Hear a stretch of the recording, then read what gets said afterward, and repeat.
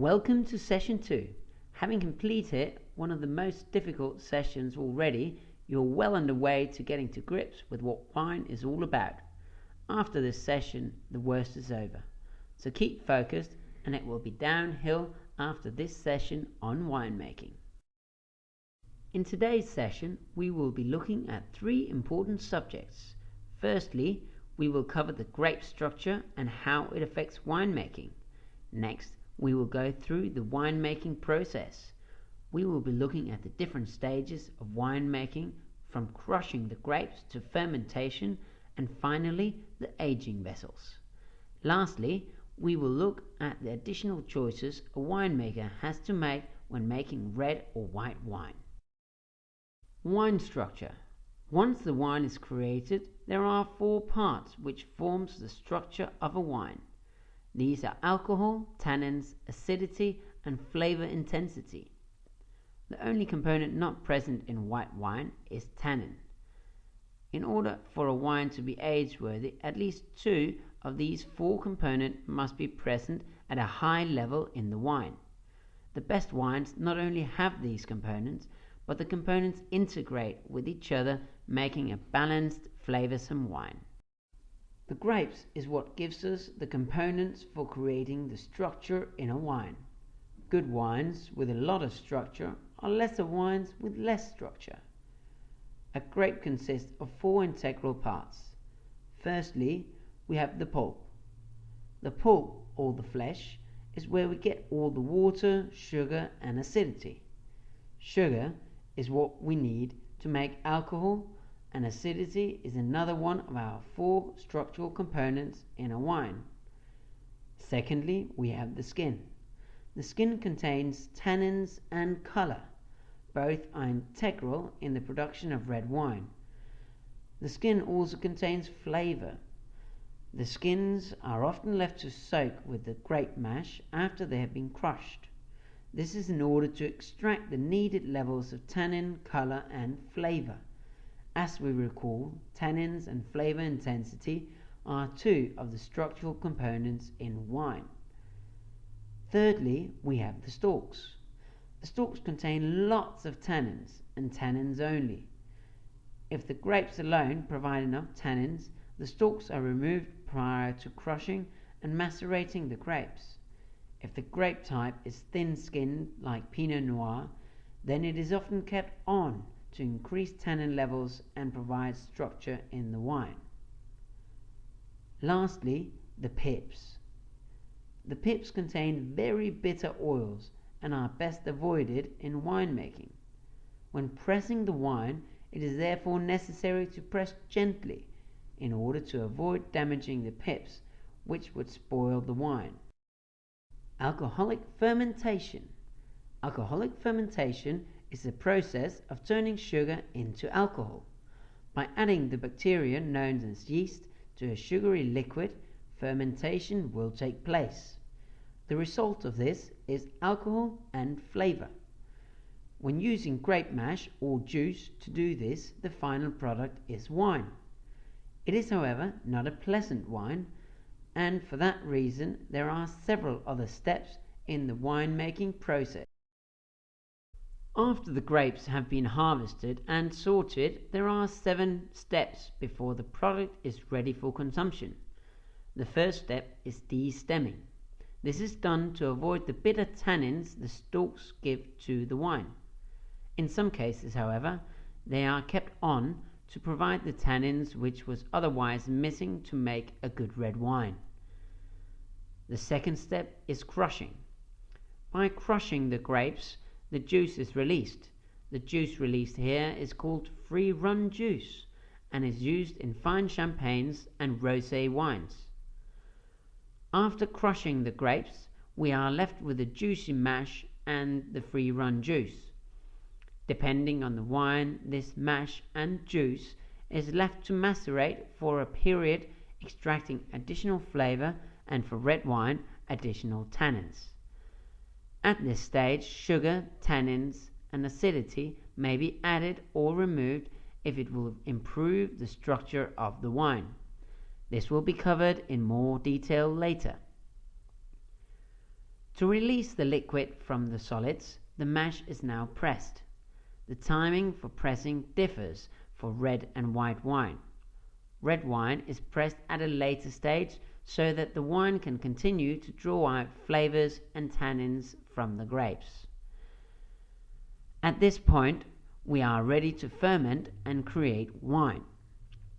Typically, the winemaker buys yeast he can rely on to control the fermentation.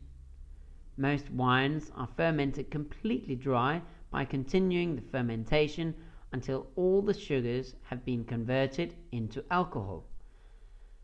This will give an alcohol level between 11 to 16% ABV, or alcohol by volume. Now we have wine, and we have to decide if we want to age our wine. If we do age the wine, we have to decide if we will use oak or stainless steel vats. We also have to decide for how long we want to age our wine. Young wines can be very austere and may not be ready to drink for several years. Lastly, we have to clarify or filter our wine. This process ensures a clear wine which does not change character unexpectedly after consumers have bought the product. This is important as consumers should not open a bottle unsuitable for drinking. Adjustments. During the maceration, we do our adjustments. If the winemaker feels the sugar level is not sufficiently high, he can add sugar or grape juice.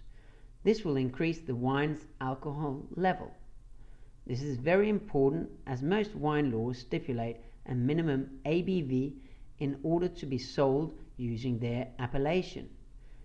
This is typically done in cooler regions such as the Loire Valley in France and Germany. This is because the grapes here struggle to ripen and cannot develop sufficient sugar. At this point, we can also add or remove acidity. This is normally done in the shape of tartaric acids. Tartaric acids is basically pure acidity and is added in powder form to increase the acidity of the mash. Remember, no fruit other than grapes are allowed in the making of wine, so don't think anyone adds lime or passion fruit in order to make the wine more acidic or to give flavor. Adding acidity is done only in warmer climates, as grapes don't always retain enough acidity. In cool climates, de-acidification is normal because the wines can be too austere and undrinkable, especially if it has been a cold growing season where the grapes have not reached full ripeness.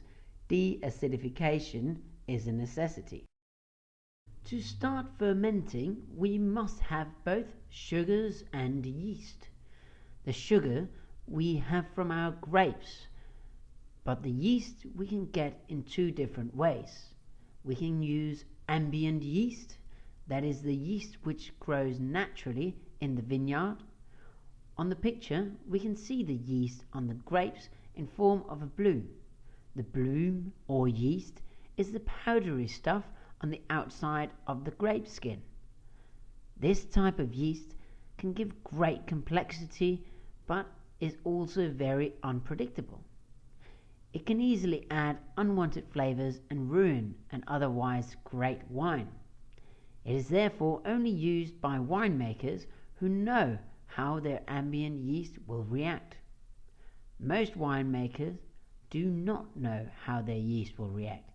Therefore, they buy cultivated yeast. Buying cultured stable yeast is the most popular option. The winemaker looks in his yeast shopping catalogue and selects the yeast most suitable for his wine. By using the same yeast, the wines will be uniform and its differences from year to year will be minimized. Very helpful if you are trying to make a large brand like Jacob's Creek. Aging vessels. The choice of aging vessel is of high importance too. Today, many winemakers choose to mature their wines in stainless steel tanks. By leaving the wines to rest in stainless steel, the wine retains all its fresh fruit character. This is because the wine does not come in contact with oxygen. The other option is to mature the wine in oak barrels. But remember, wines aged in oak lose some of their freshness and fruit aromas. This is because they come into contact with oxygen. Maturing wine in oak. Oak is used in winemaking to vary the color, flavor, tannin profile, and texture of a wine. It can be introduced in the form of a barrel during the fermentation or aging periods. It can also be introduced as free-floating wood chips or staves added to wine fermented in a vessel like stainless steel. Oak barrels can impart other qualities to wine through evaporation and low-level exposure to oxygen. During the time where wine is in oak, the oak barrel breathes. Whilst the barrel breathes, wine and air seeps into the oak. This puts the wine in contact with the air and gives an oxidative effect with oaky and nutty aromas. It is also this process which removes the fresh fruit aromas. There are two types of oak used for barrels: European and American. American oak tends to impart more vanilla and coconut flavors to the wine. European imparts toast, vanilla, and fine tannins. The age of the barrel is also important. Second-hand barrels have already imparted their flavors and will only give an oxidative effect. If oak flavors are wanted, then the barrels must be new. The size of the barrel must also be considered. Larger vessels will have less surface contact with the wine compared to small barrels. For maximum effect, small barrels must therefore be used. Again, large vats are only needed to give a slight oxidative effect. For that reason, Tawny Port from Portugal is always stored in enormous oak vats. Because these vats are so large and the oxidative effect so little, Tawny Port retains most of its fruit aromas. A cheaper way of imparting flavors is to insert staves or oak chips into the wine. This gives the wine oak aromas, but they are not as integrated as when they have been aged or fermented in oak barrels. This is normally used for cheaper wine. Winemaker's choice. The winemaker has several choices to make when making white wine. By aging his wine in oak, he will create greater complexity, but he will also remove some fruit flavor. Does he use new or old oak like they do for the great Burgundian wines? Does he use stainless steel vats as they do in New Zealand to retain the fresh fruit aromas? The other choice he has to make is whether to do a malolactic fermentation, also known as MFL. Malolactic fermentation.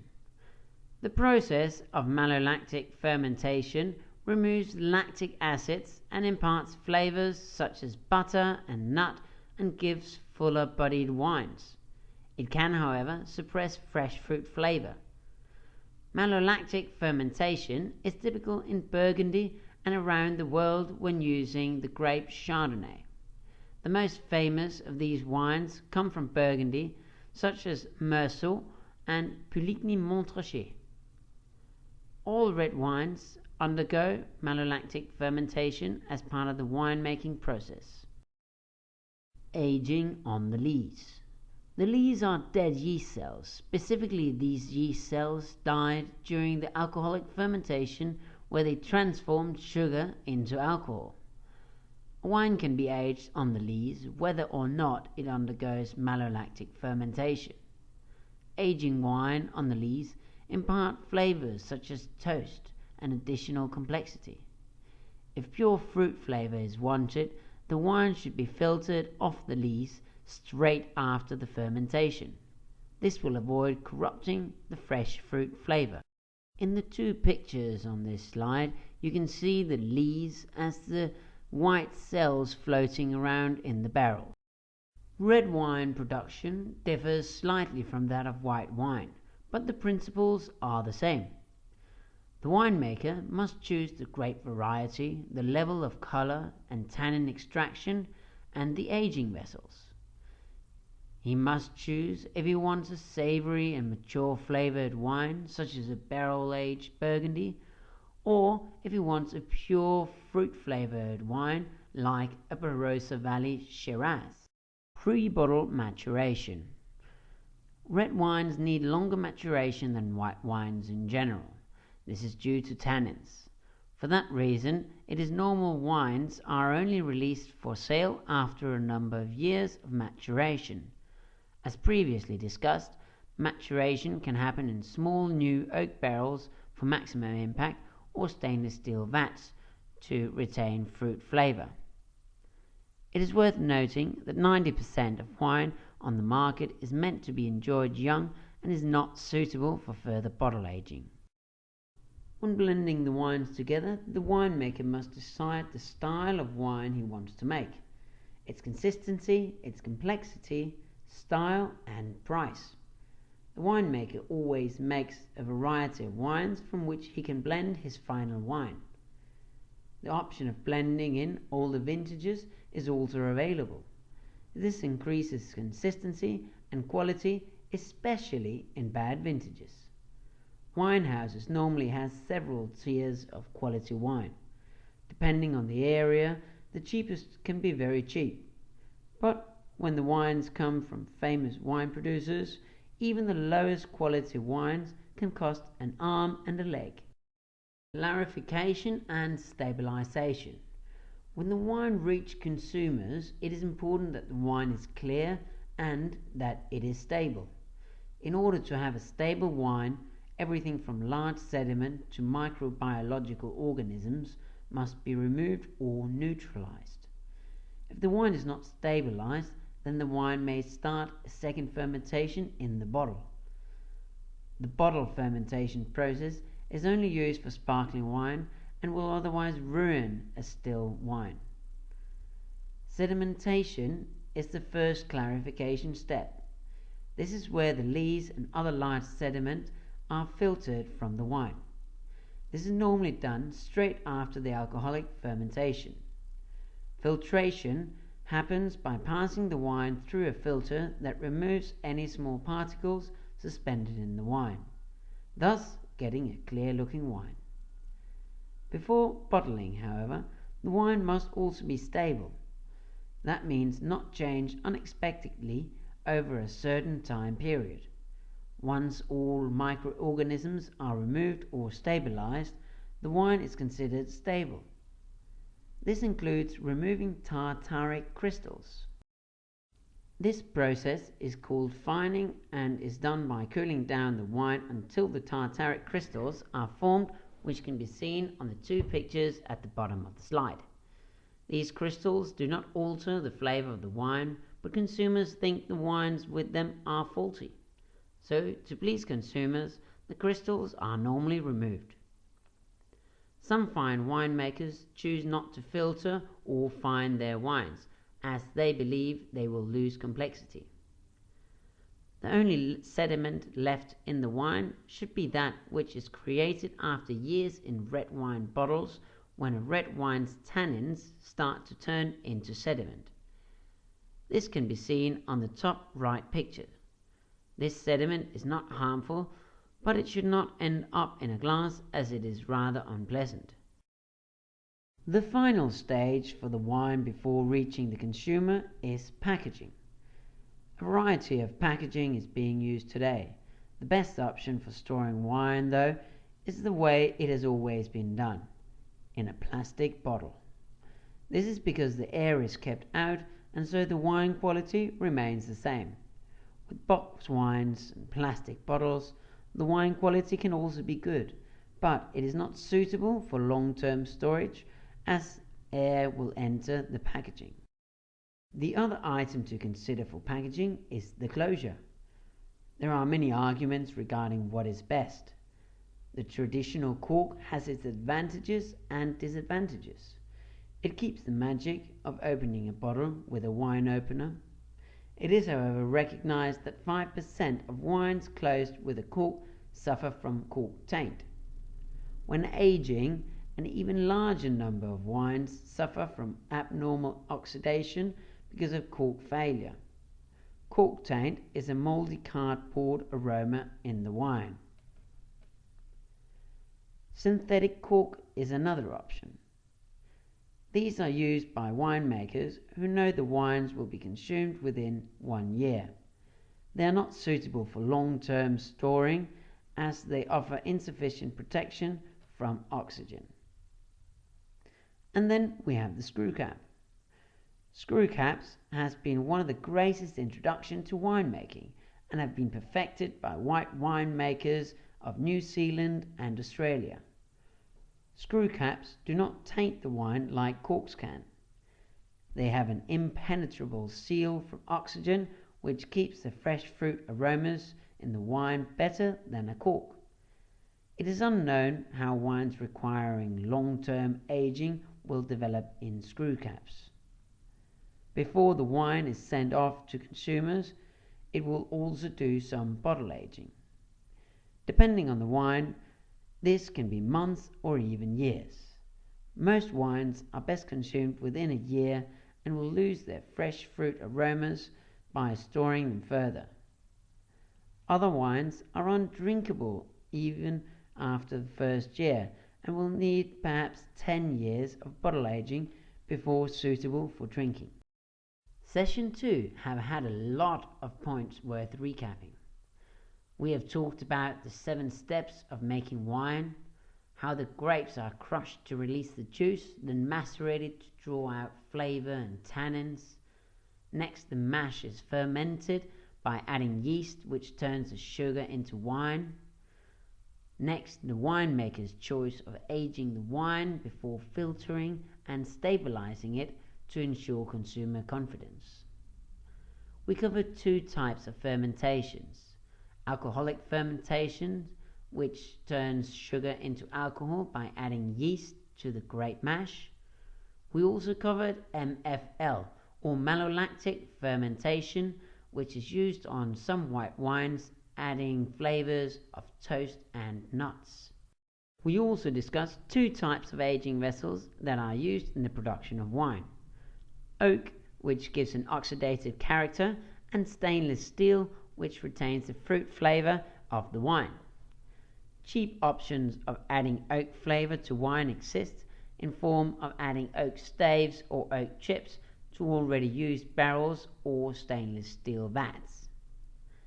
Stabilizing and clarifying the wine is equally important. It ensures the quality level of the wine sold and avoids consumer dissatisfaction by selling wines which are faulty or appear so in consumers' eyes. Lastly, we noted that glass bottles and screw caps or corks are the ideal option for packaging and storing wine, and that most of these wines are best suited for consumption within 1 year of bottling. Thanks for watching and good luck with your winemaking questions for session 2.